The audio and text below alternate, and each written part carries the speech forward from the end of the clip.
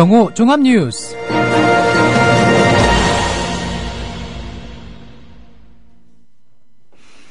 (4월 18일) 국민라디오 정오 종합뉴스입니다. 먼저 오늘의 주요 뉴스입니다.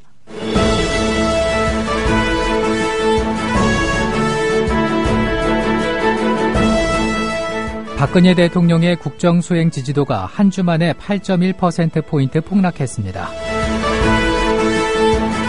박근혜 대통령은 지난 총선 결과에 대해 민의를 겸허히 받들어 국정의 최우선을 민생에 둘 것이라고 밝혔습니다. 4.13 총선 전 국민의당 박준영 당선인에게 거액의 금품을 제공한 혐의로 박 당선인의 측근이 구속됐습니다. 롯데마트가 가습기 살균제 사건 관련 업체 가운데 처음으로 피해자 보상을 추진합니다. 국민라디오 정오종합뉴스 잠시 후 시작합니다.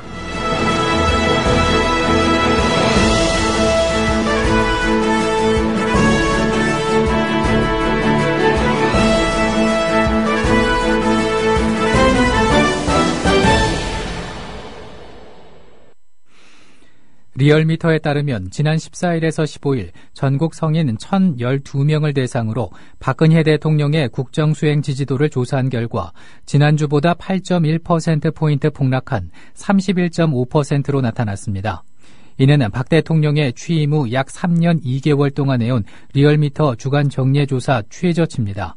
당 지지율에서는 더불어민주당이 30.4%로 1위를 기록했고 새누리당은 27.5%로 2위, 국민의당은 23.9%를, 정의당은 9%를 기록했습니다.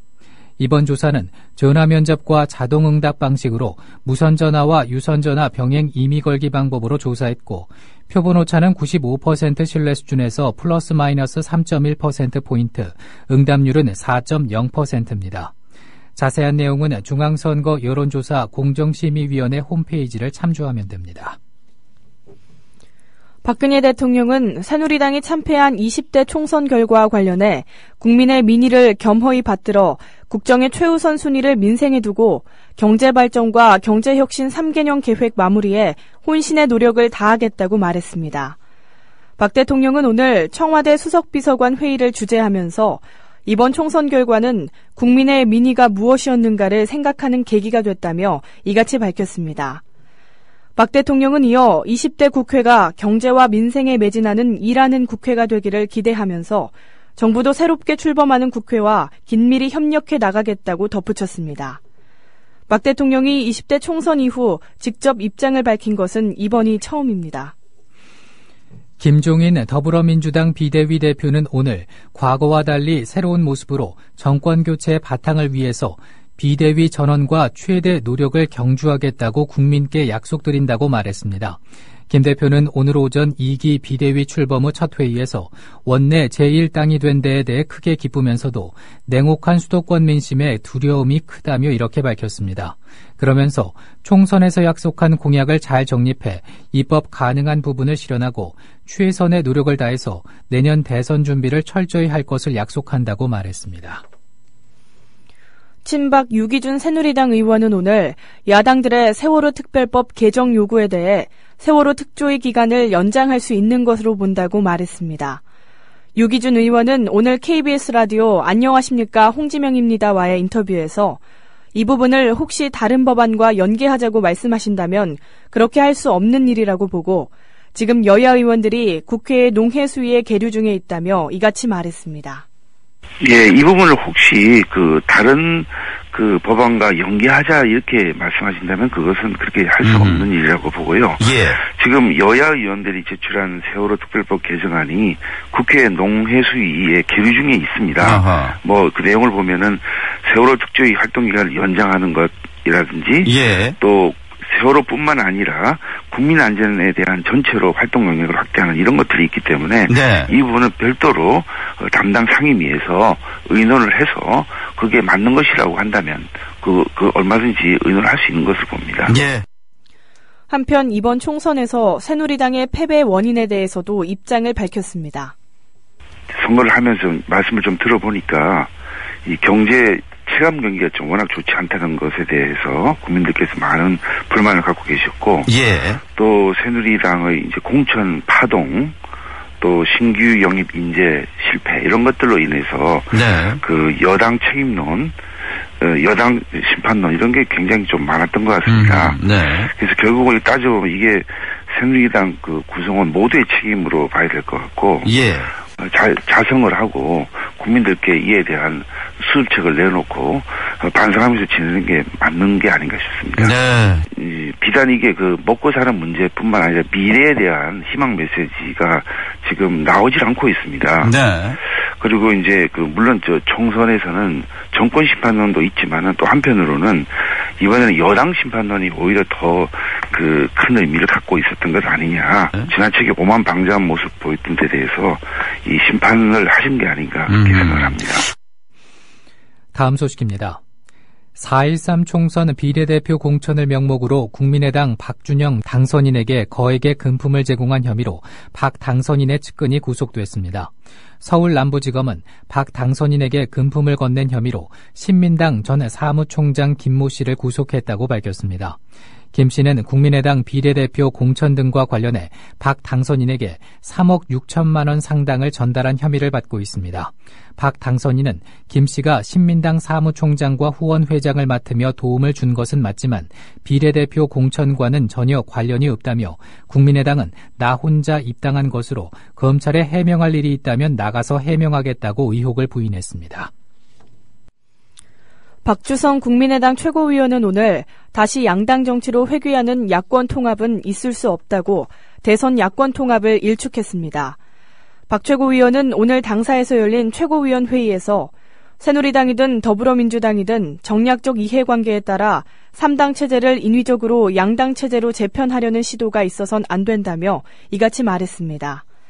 그는 총선에서 입증됐다시피 여야 1대1 대결 구도는 더 이상 승리 공식이 아니다라며 아울러 국민이 선택한 다당제에 대한 더민주의 인식 전환을 촉구한다고 말했습니다. 여야 3당은 4월 20일부터 임시국회를 개회하기로 합의했습니다. 새누리당 원유철, 더불어민주당 이종걸, 국민의당 주승용 원내대표는 오늘 정의와 국회의장 주재로 의장 집무실에서 열린 회동에서 오는 20일부터 다음 달 20일까지 19대 국회 마지막 임시회를 열어 계류 안건을 다루기로 했다고 밝혔습니다. 여야 3당 원내대표는 각 당에서 민생법안과 경제활성화 법안 중 꼭 통과시켜야 할 법안에 대해서 수석 부대표가 실무적인 논의를 진행하기로 했다고 말했습니다. 원내대표들은 정 의장이 제안한 국회 선진화법에 대해서도 각 당에서 의견을 모은 뒤 협의하기로 했다고 설명했습니다. 롯데마트가 가습기 살균제 사건 관련 업체 가운데 처음으로 피해자 보상을 추진합니다. 롯데마트는 오늘 기자회견을 열고 2006년 11월부터 2011년 8월까지 시판됐던 Y질렉 가습기 살균제를 사용한 피해자와 가족들에게 피해 보상을 하기로 했다고 밝혔습니다. 이에 따라 검찰 수사가 끝나기 전까지 피해 보상 전담 조직 설치, 피해 보상 대상자 및 피해 보상 기준 검토, 피해 보상 재원 마련 등에 대해 철저하게 준비하기로 했습니다. 김종인 롯데마트 대표는 그간 큰 고통과 슬픔을 겪어온 피해자 여러분과 가족들에게 많이 늦었지만 다시 한번 진심으로 머리 숙여 사과의 말씀을 드린다고 말했습니다. 기상 악화에 따른 결항으로 제주공항에서 비행기를 타지 못한 체류객 수송이 오늘 마무리될 것으로 보입니다. 국토교통부는 오전 6시부터 제주를 출발하는 정기 226편과 임시 5편을 운항해 약 1,360명으로 추정되는 제주 체류객을 수송할 것이라고 설명했습니다. 이와 함께 밤 11시 이후 김포, 김해, 청주공항에 도착하는 이들을 위해서 대중교통을 연장 운행합니다.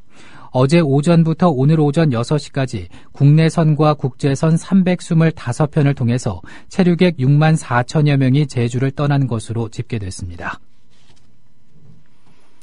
세월호 사고 당일 박근혜 대통령의 행적의 의혹을 국내 신문의 보도를 인용해 제기했다는 이유로 기소됐다가 무죄를 선고받은 가토 다스야 일본 산케이 신문 전 서울지국장이 우리 정부를 상대로 형사 보상을 청구했습니다. 서울중앙지방법원은 지난달 18일 가토 전 지국장이 형사보상을 청구했다고 밝혔습니다. 가토 전 지국장은 변호인 선임 비용과 재판에 출석하기 위해 들인 교통비, 증인들이 사용한 비용 등을 보상하라고 요구한 것으로 전해졌습니다.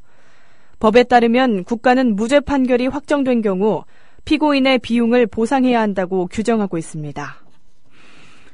부산에서 여학생들에게 신체적, 정신적 학대를 해온 교사들이 재판을 받게 됐습니다.